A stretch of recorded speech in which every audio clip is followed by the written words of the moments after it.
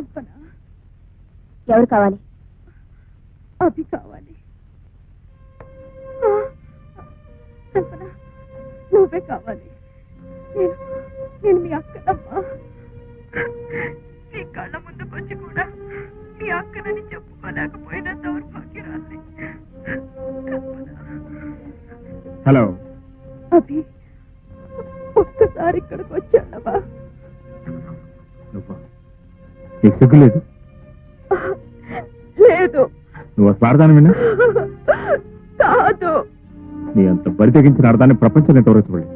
నిజమే, కానీ ఇంకో నిజం తెలిస్తే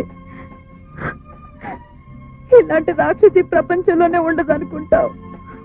ఏమిటది? ఒక్కసారి ఇంటికి రా, చెప్తాను. నేను రాను రాను రాను.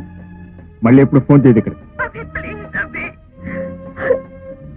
ఇదే నా చివరి కోరిక, ఇదే నా ఆఖరి కోరిక కూడా. అభి, నీకో నిజం చెప్పాలి.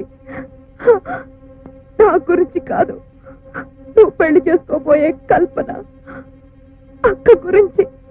కల్పన అక్క గురించి?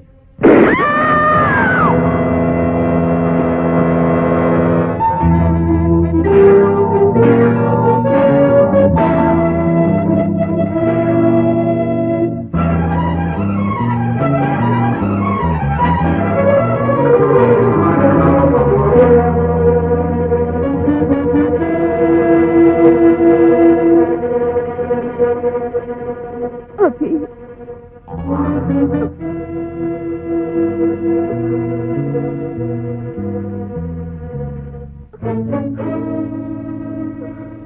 అభి,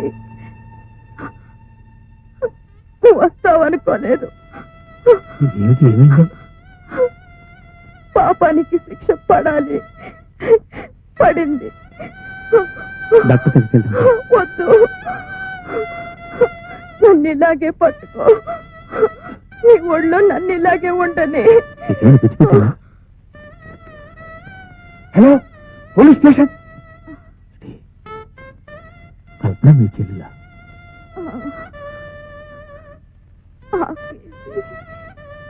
పప్పేసి ఉప్పేసి నెయ్యేసి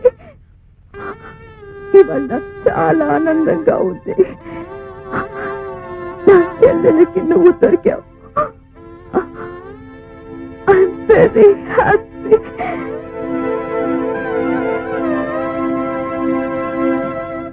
తారా, తారా, తారా.